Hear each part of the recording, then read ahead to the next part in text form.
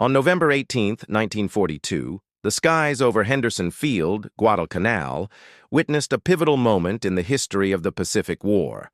On this island, scarred by smoke and battle, Japanese pilots, long confident in the absolute superiority of the Mitsubishi A6M0, suddenly faced something they could hardly have imagined. P-38. Lightnings, with their twin engines and twin tails, rapidly climbing from sea level and gaining complete altitude superiority. An unidentified Zero pilot tightened his controls, eyes fixed on the strange American planes slicing through the sky.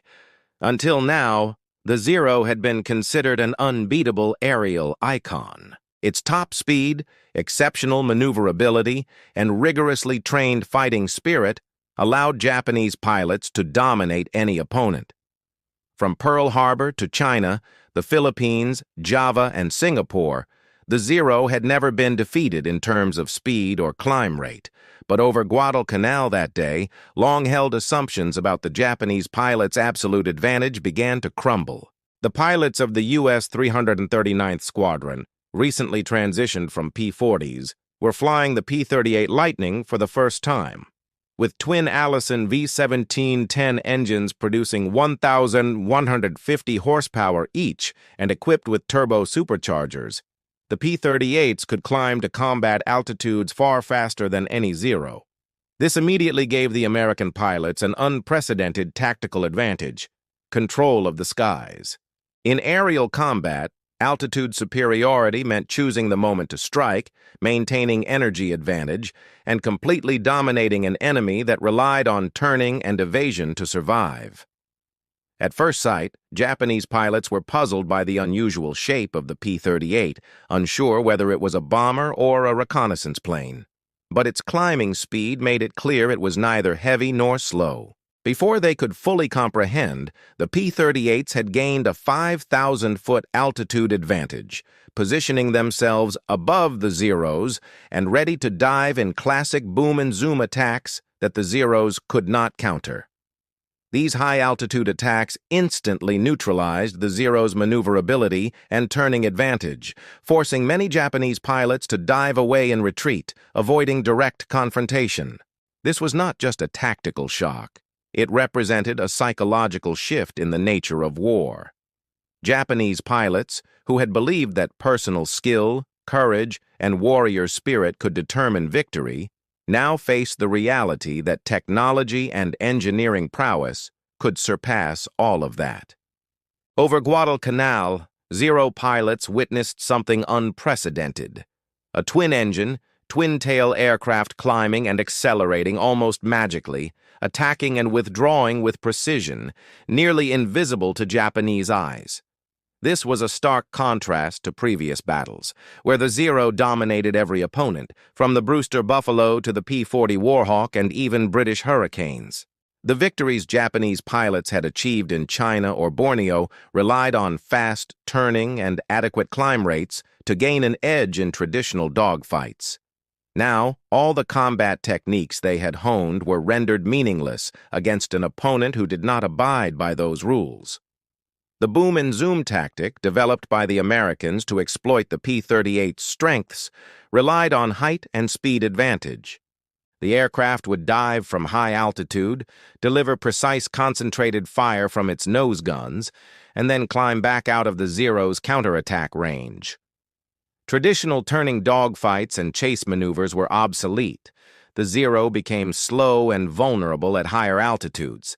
At speeds above 250 ms, the Zero's control surfaces stiffened, making maneuvering difficult, and beyond 300 ms, it nearly lost all agility. Meanwhile, the P-38 retained precision thanks to hydraulically boosted controls, performing effectively in high-speed climbs and dives up to nearly 500 mph. This difference was not only numerical, but had a direct psychological impact on Japanese pilots. Their combat tradition was rooted in the samurai spirit, personal skill, and belief in their own victory.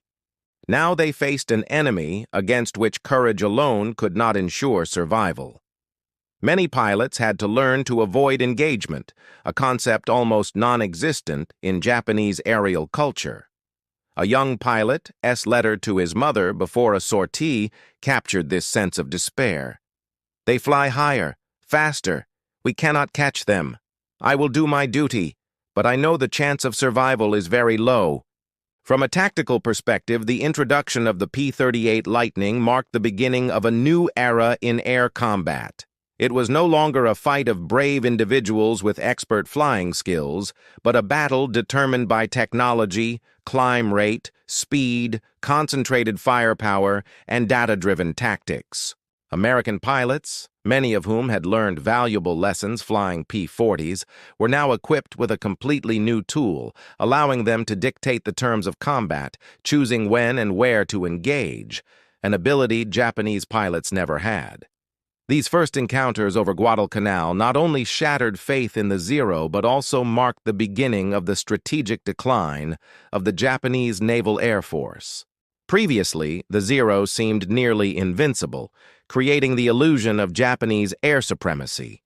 The P-38 proved that technological capability and new tactics could disrupt any established belief system or traditional strategy, and it did so from its very first sortie over Guadalcanal.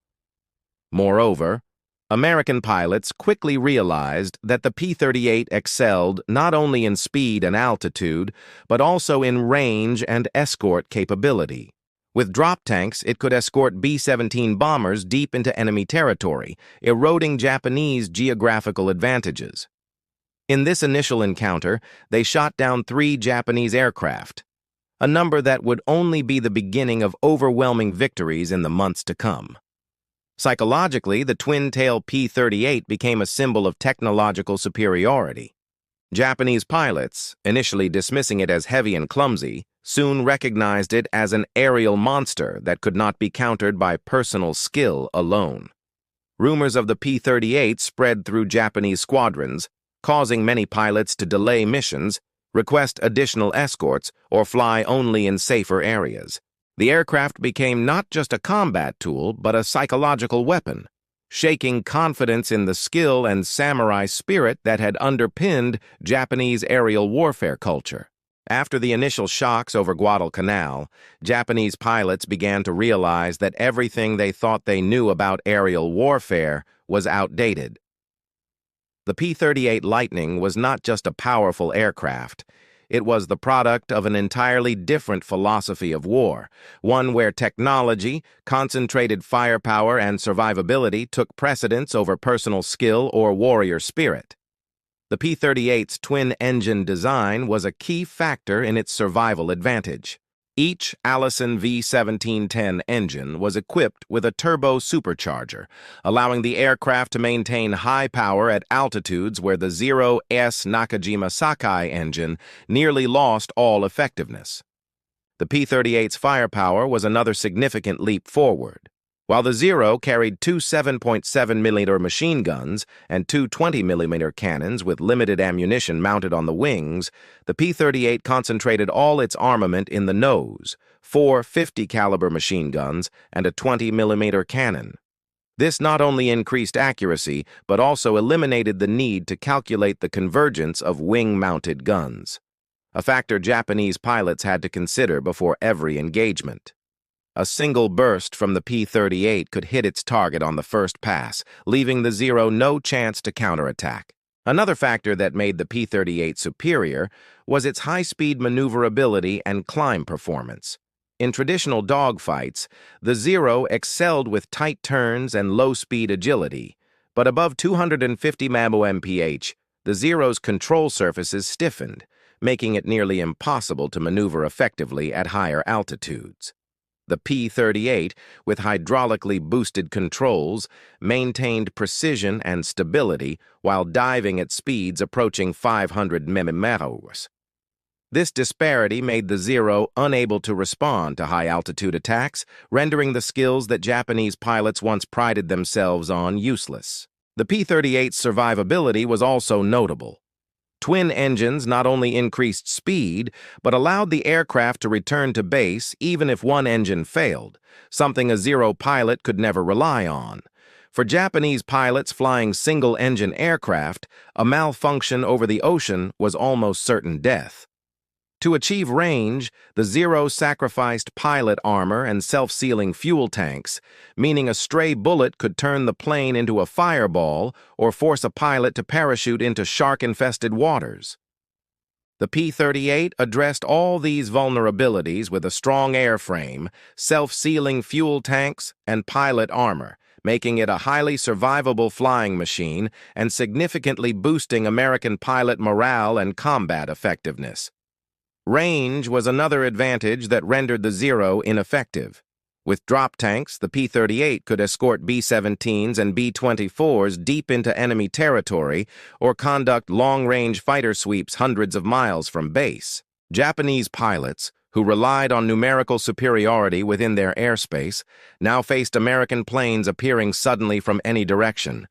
The P-38's ability to strike unexpectedly, deliver precise attacks, and retreat safely rendered traditional Japanese tactics strategically obsolete. Differences in combat philosophy and culture were also apparent. Japanese pilots had long been trained in the Bushido spirit, treating aerial combat as an art form where courage and flying skill determined victory. The P-38, by contrast, embodied a fundamentally different philosophy. War was a technical problem where speed, altitude, firepower, survivability, and coordinated tactics determined the outcome. Japan had never prepared to face this approach. Young Japanese pilots flying upgraded Zeros quickly realized that courage alone was insufficient. Many had to learn to avoid combat, a principle nearly non-existent in Japanese aerial culture, to survive. Navigation and positioning technology was another advantage. The P-38 was equipped with radio direction finding and navigation systems, enabling American pilots to accurately locate targets across hundreds of miles, strike precisely, and retreat safely. A prime example was the mission to kill Admiral Yamamoto on April 18, 1943. 16 P-38s took off from the Solomons, flew just 50 feet above the water to avoid radar, then climbed rapidly to intercept altitude, shooting down Yamamoto, who was escorted by 6 Zeros that could not react in time. This operation not only eliminated a key leader, but also shattered Japanese pilot morale, demonstrating the P-38's superiority beyond conventional calculations.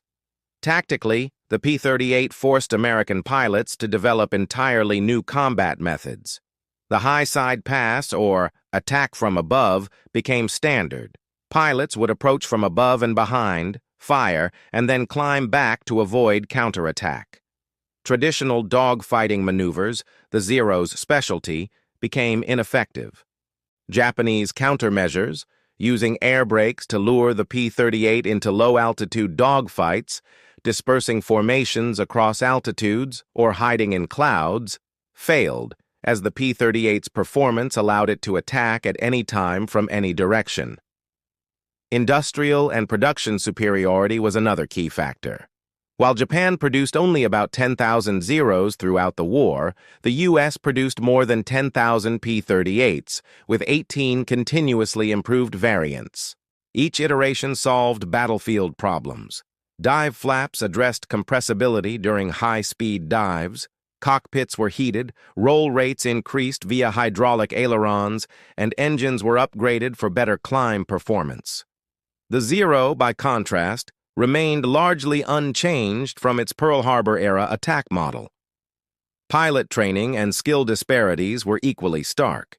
American P-38 pilots typically had 400 to 600 flight hours, including time on multiple aircraft types, tactical exercises, gunnery practice on towed targets, twin-engine training, and survival skills. Japanese pilots, by 1944, had only 5,100 training hours, limited tactical experience, minimal gunnery practice, and a focus on warrior spirit rather than technical proficiency. The result? American pilots arrived in combat as seasoned experts, while Japanese pilots were effectively tactical sacrifices against superior technology. Psychological impact was also significant. The P-38's twin-tail design initially confused Japanese pilots, but soon became a symbol of fear. Within Japanese squadrons, it earned the nickname two planes in one, reflecting awe and respect. Even rumors of P-38 presence could delay sorties or prompt requests for additional escorts. The P-38 became not only an aerial threat, but a psychological weapon, dominating enemy morale, tactics, and strategy. The combination of technology, tactics, industrial capacity, and pilot training created an aerial revolution. The P-38 was more than an aircraft. It represented a modern approach to war where victory depended on production capability, research and development, continuous improvement, and professional pilot training, not just courage or individual skill. Japan, still relying on warrior spirit and dogfighting prowess, quickly realized it was outdated on every front. Engagements such as Rabaul, Guadalcanal, and the Yamamoto mission proved the reality. The P-38 could appear suddenly, strike precisely, and retreat safely, while Japanese pilots had almost no effective means of countering it. This led to massive losses of Japanese aircraft and pilots, weakening overall air capability and breaking morale across the Japanese forces. Overall, the P-38 transformed Japanese air strategy. Pilots had to avoid direct engagements, squadrons had to adjust tactics, and Japanese command had to acknowledge that spirit and personal skill no longer determined victory. This was a revolution in thinking, forcing Japan to accept that technology, rigorous training, and industrial production were the key factors in modern warfare. By the end, it was clear that the P-38 Lightning was not only a superior aircraft, but also a symbol of American industrial, technological, and tactical power, delivering a cultural and strategic shock to Japanese pilots. The confrontation between the P-38 and the Zero represented a clash of two war philosophies, where technology and industry triumphed over traditional warrior spirit. From the Guadalcanal campaign onward, the boom and zoom tactic quickly became standard for American pilots. They used altitude advantage to dive on Zeros, destroy them, and then climb back to a safe position. From a tactical perspective, this completely disrupted the traditional Japanese dogfight, which relied on tight turning and attacking opponents' weaknesses. Japanese pilots realized there was no way to dominate the P-38 except by achieving numerical and positional superiority, something almost impossible in most Pacific air battles. Another notable example was Operation Vengeance, the mission to kill Admiral Yamamoto on April 18, 1943. 16 P-38s flew 435 miles over open ocean to intercept Yamamoto's flight with pinpoint accuracy. The Zero escorts could not react in time as the P-38 struck from above and then safely withdrew. This event not only demoralized Japanese pilots, but also demonstrated the P-38A's effectiveness in long-range strike missions with precise navigation, capabilities unattainable by the Zero. Subsequent air battles over Rabaul, the Solomons, and New Guinea further demonstrated the P-38's overwhelming superiority. In the first engagement, 15 Japanese aircraft were shot down, with only a single P-38 lost. Later battles reinforced the technological and tactical gap.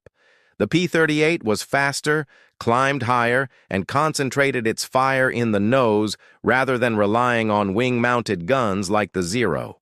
The combination of a 20mm cannon and 50 caliber machine guns created a precise, devastating stream of fire that Japanese pilots could not counter. The P-38 also had a profound psychological impact on Japanese pilots.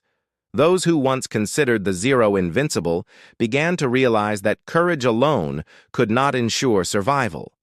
Legendary pilot Saburo Sakai later admitted that, outside of extremely rare circumstances, meanwhile, the P-38 continued to improve. From the P-38E in 1942 to the P-38L in 1945, American pilots benefited from more powerful engines, improved hydraulic controls, better cooling systems, and increased weapon capacity.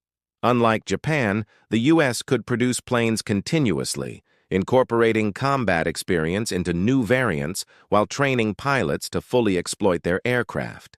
The Zero, by contrast, changed little from its Pearl Harbor attack version, widening the technological and tactical gap. Japanese pilot casualty rates rose, while American pilots maintained high survival rates thanks to the P-38's twin engines, which allowed a damaged plane to return to base. This eroded Japan's experienced pilot corps, replaced by undertrained pilots with minimal flight hours facing the P-38.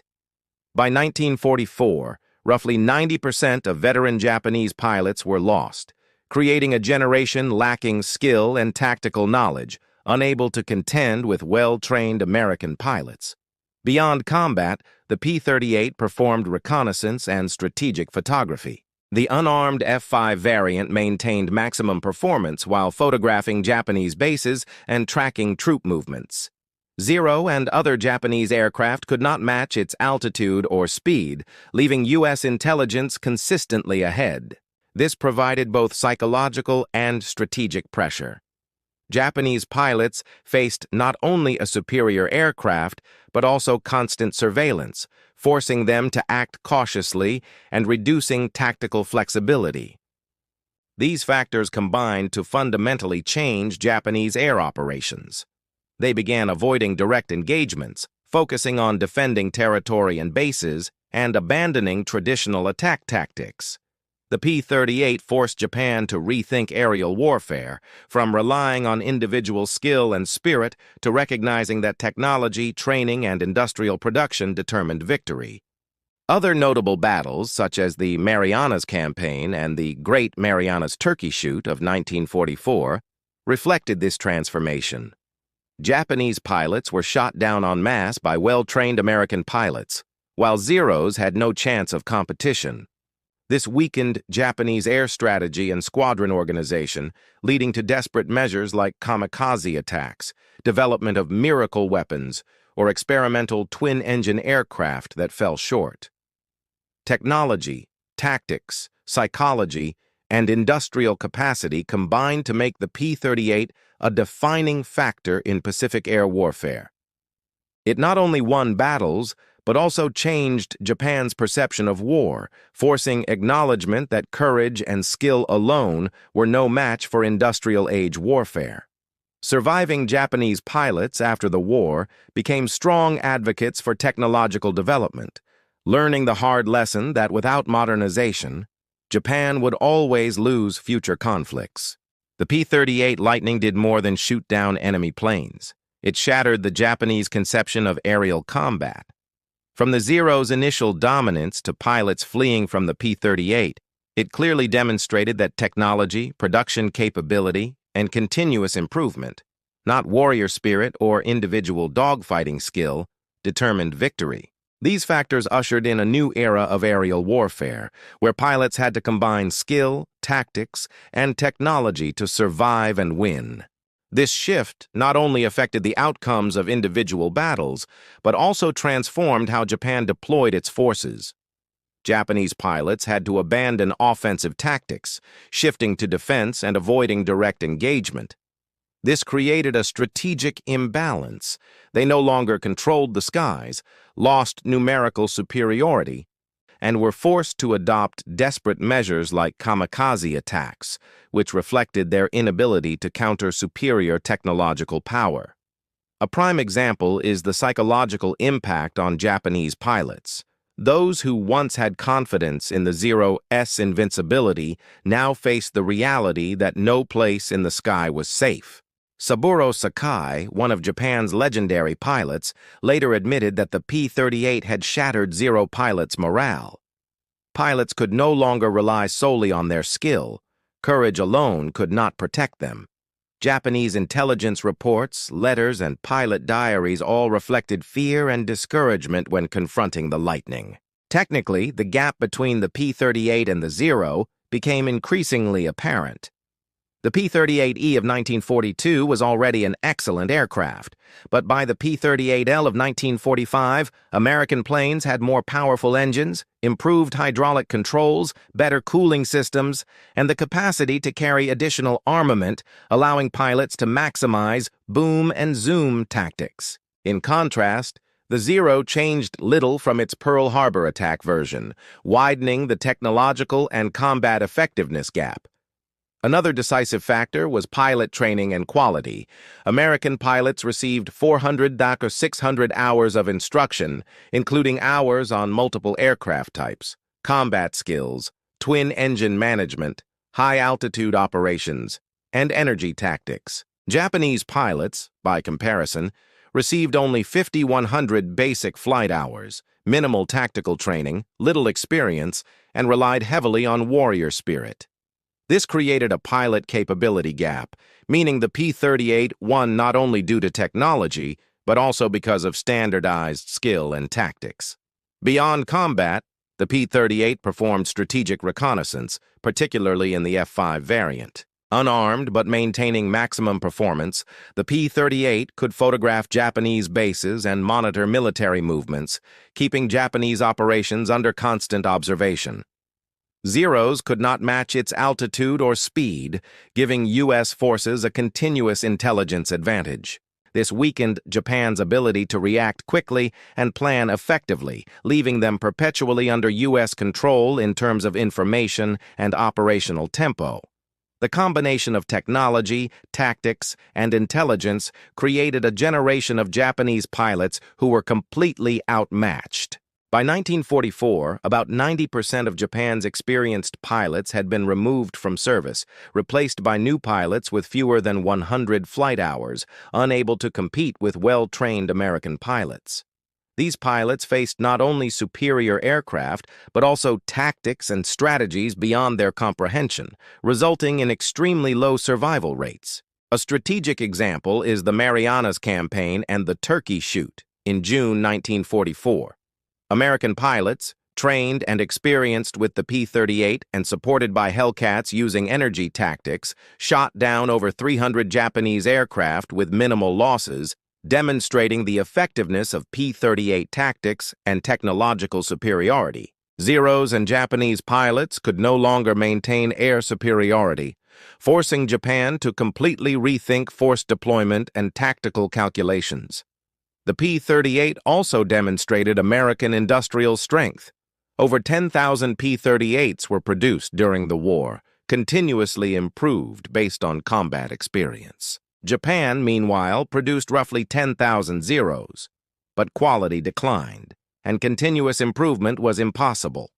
This created a sustained technological advantage, allowing American pilots to always operate the more modern aircraft. All these factors led to a transformation in Japanese aerial warfare culture. The Bushido tradition, which held warrior spirit and individual skill as decisive, became obsolete.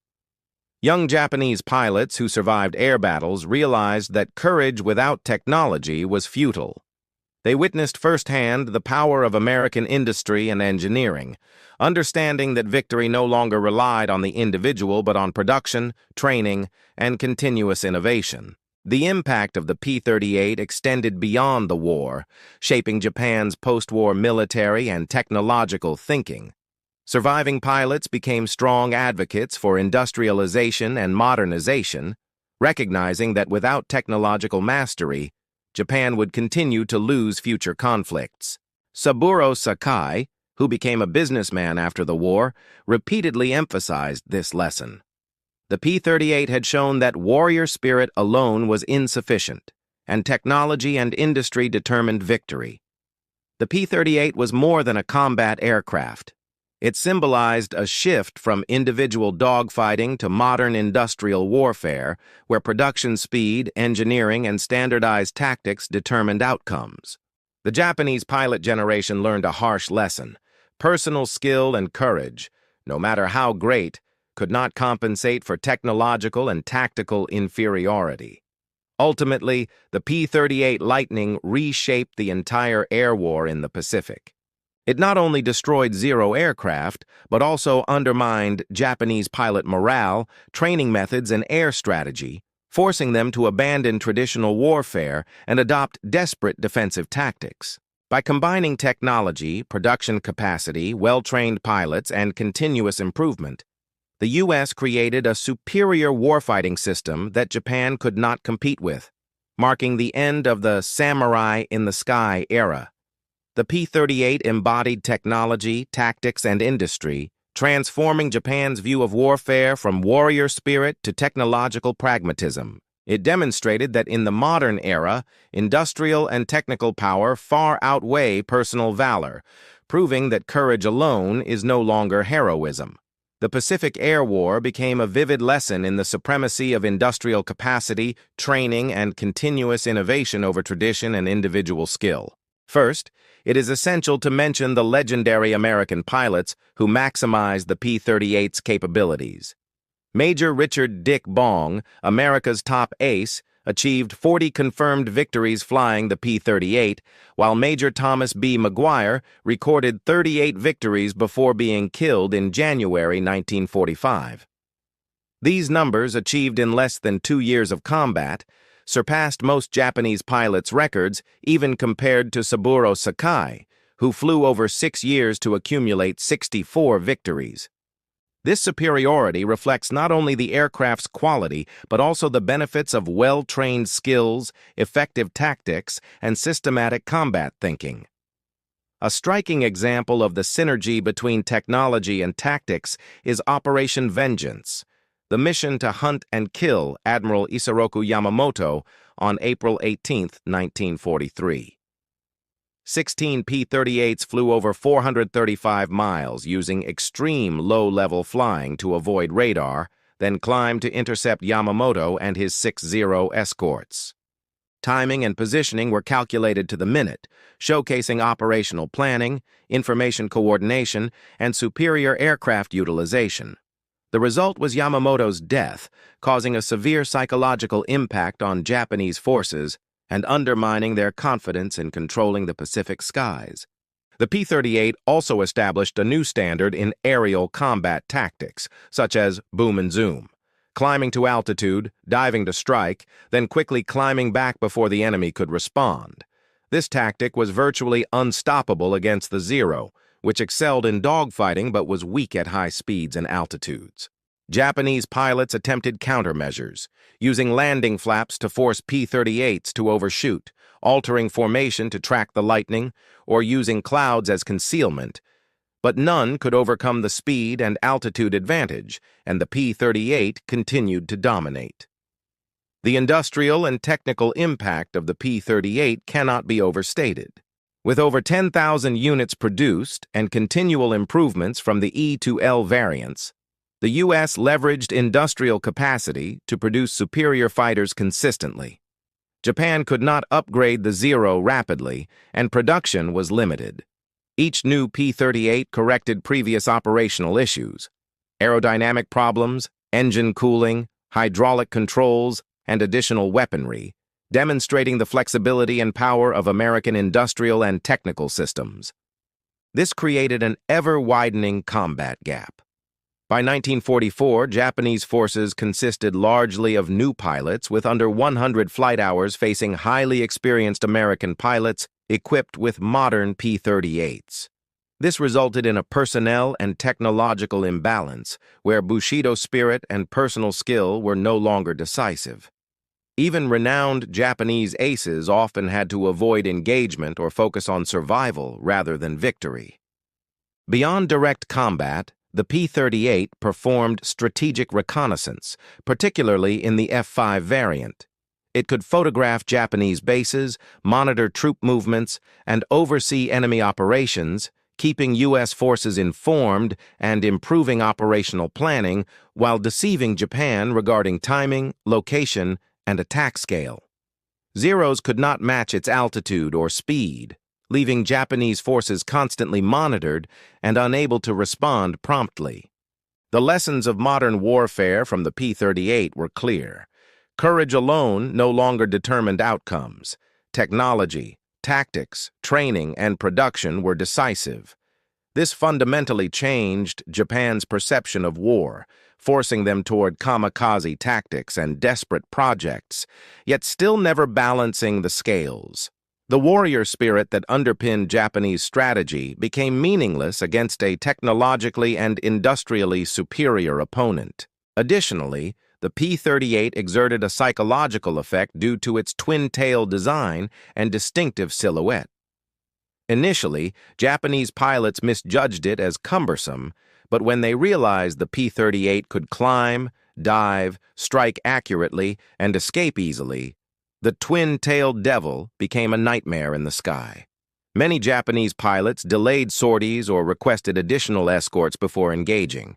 This high-tech warfare profoundly affected Japanese military culture and strategy. After the war, surviving pilots became advocates for modernization, recognizing that technology and industrial capacity were essential for survival. Saburo Sakai, in multiple post-war statements, emphasized that the P-38 had delivered a harsh lesson. Warrior spirit alone was insufficient to win in the era of industrialized warfare. The P-38 also influenced post-war fighter development, especially during the Cold War.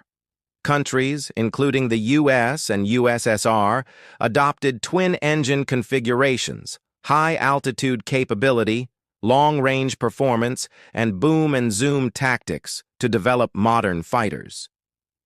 The Pacific Theater became a live testing ground, demonstrating the superiority of industrialized air warfare and confirming that production, training, and continuous innovation determined victory. In retrospect, the P-38 was more than an aircraft. It symbolized a shift in warfare philosophy. It shattered long-held beliefs in individual combat heroics, compelling nations to focus on technology, industrial capacity, and systematic pilot training. Its dominance over the Pacific skies shaped tactics, strategy, and modern Air Force culture, proving that industrial and technical power formed the foundation of victory. Stories of young Japanese pilots writing farewell letters to their families, aware they had little chance of survival, vividly illustrate the cost of technological disparity. These letters, discovered after the war, reveal the despair and recognition of the futility of individual courage against a superior enemy. The P-38 did not merely destroy aircraft, it reshaped perceptions of warfare and human resilience. Historians, authors, and American pilots agree that the P-38 was decisive in crippling Japanese air power. Repeated victories reduced aircraft numbers and eliminated experienced pilots, creating a domino effect. Inexperienced pilots, high losses, irreplaceable, rapidly weakening Japanese forces. This strategy had lasting consequences throughout the Pacific War. Ultimately, the P-38 Lightning epitomized modern industrial warfare, where technology, training, production, intelligence, and tactical coordination created absolute superiority. It erased the notion that victory depended on personal skill or heroism, ushering in a new era of modern air combat where the winner combined technology, industrial capacity, and smart strategy. Saburo Sakai, reflecting on his experiences, emphasized that the P-38 taught a historic lesson. The era of the samurai in the sky had ended, and only nations that mastered technology and industry could prevail. Thus, the P-38 was not merely an aircraft, but a symbol of the transition from individual to industrialized warfare, from personal skill to technological dominance, demonstrating that in modern combat, industrial preparation, systematic training, and continuous improvement determine the final outcome, while personal courage, however noble, plays only a supporting role. First, it is important to emphasize that the appearance of the P-38 Lightning over Guadalcanal in November 1942 marked the beginning of a new era. Japanese pilots accustomed to dogfight tactics, exceptional maneuverability, and the Bushido fighting spirit were suddenly confronted with American aircraft that were not only faster and more powerful, but also capable of flying higher, striking from positions the Zero could not reach. The P-38 was not merely a superior fighter, it was a complete warfighting system, combining speed, heavy armament, long range, durability, and survivability. American pilots, benefiting from rigorous training and combat experience with the P-40 Warhawk, immediately leveraged the P-38's advantages, applying the boom and zoom tactic, approaching from above, diving to attack, then climbing back before the Zero could react. In the initial engagements, the loss ratio was 15 Japanese aircraft for every one P-38, a staggering demonstration of the disparity in both tactics and technology.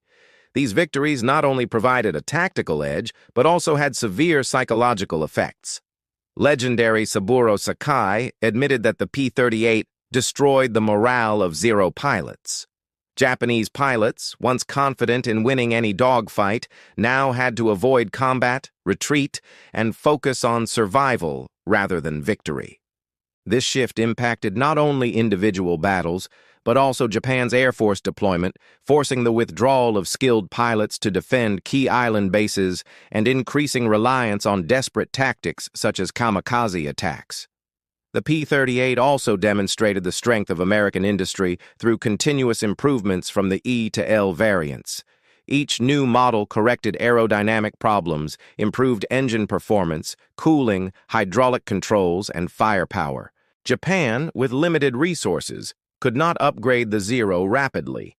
This industrial gap created an unbridgeable technological and tactical disparity, weakening Japan's long-term capacity to respond.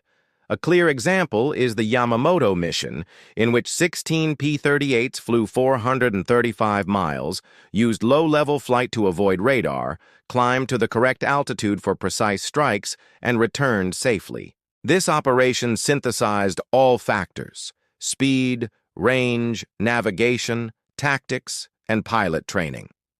No Japanese pilot could execute a similar mission with the aircraft they had. The P-38 also reshaped concepts of air combat and strategic reconnaissance. The F-5 reconnaissance variant operated at altitudes beyond the Zero's reach, photographing Japanese bases, positions, and troop movements.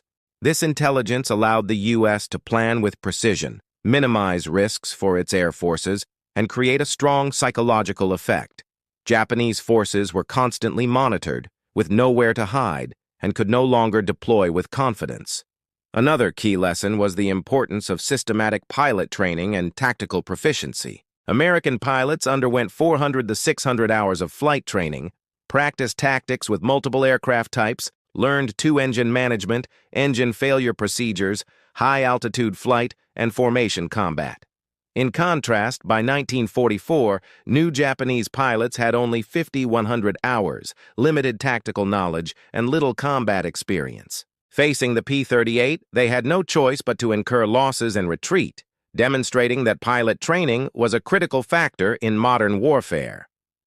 The P-38 also made a difference with engine technology and durability. Its twin Allison turbocharged engines performed efficiently at high altitudes, maintaining power where the Zero weakened significantly. Additionally, the P-38 had high survivability. Even if one engine was damaged, it could return to base. This greatly boosted American pilot confidence, while a single bullet striking the Zero's fuel tank could be fatal for Japanese pilots. The combination of superior technology, rigorous training, dynamic tactics, and mass production made the P-38 a symbol of modern industrial warfare, where technology, intelligence, and tactics dominated every aspect of combat, far surpassing individual heroism. Saburo Sakai and other Japanese pilots acknowledged after the war that courage alone could not compensate for technological disparities, and the P-38 taught the historic lesson that the era of samurai in the sky had ended in the Pacific. Throughout the war, the P-38 attacked, reconnoitered, escorted, and destroyed Japanese air power, downing over 1,800 aircraft while producing highly skilled American pilots, creating a generation with superior experience, tactics, and coordination. These victories not only changed the Pacific skies, but had long-term impacts on military strategy, aircraft development, and technological thinking worldwide. Lessons from the P-38 continued into the Cold War, influencing twin-engine, high-altitude, and multi-role fighters in both the U.S. and the USSR. They learned that rapid technological advancement, continuous improvement based on combat data, and production capacity were decisive for victory. Post-war Japan, in rebuilding, prioritized technology, quality, and systematic training, shaped in part by the painful experience against the P-38. Culturally, the P-38 changed perceptions of war. Previously, success was seen as a matter of courage and individual skill. The P-38 demonstrated that in the industrial era, victory depended on production, technology, training, and systematic tactics. This lesson deeply influenced Japanese military thought, forcing the acceptance that modern warfare could not rely on personal heroism. Ultimately, the P-38 Lightning symbolized the transition from individual heroism to industrialized warfare, from personal skill to technological systems, from Bushido to science and production. Saburo Sakai summarized his experience. The P-38 taught that courage without technology is futile, and the era of samurai in the Pacific sky had ended. Between 1942 and 1945, the P-38 destroyed over 1,800 Japanese aircraft, shattered the structure and morale of their air forces, and turned young pilots into statistics of technological and tactical failure. It also demonstrated the superiority of American industry, training, and strategy, setting a new standard for modern warfare.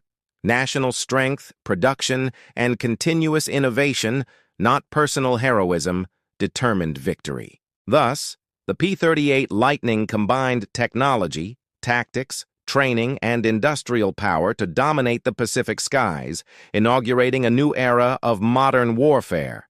It symbolized the power of method, science, and organization over traditional skill and personal valor. The shock experienced by Japanese pilots, unable to outrun or outclimb the P-38, is the clearest evidence of a radical transformation in aerial combat, where technology and industry determine outcomes, and courage is only a supplement.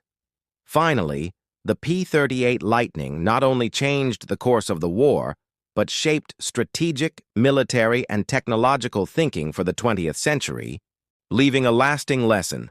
Superior technology, training, and tactics always triumph over tradition, personal skill, and individual bravery.